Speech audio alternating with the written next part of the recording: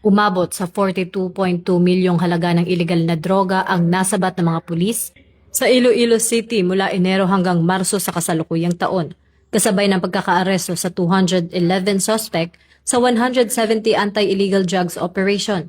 Ayon sa ulat, kabilang sa mga nahuli ang 63 high-value targets at 146 street-level offenders, habang tinatayang nasa 6.2 kilo ng shabu at ilang marijuana ang nakumpiska na malaking dagok sa operasyon ng mga drug syndicates sa lungsod. Pinangunahan ng Philippine National Police sa pamamagitan ng Iloilo City Police Office ang sunod-sunod na operasyon, katuwang ang iba't ibang unit tulad ng City Drug Enforcement Unit at mga police stations.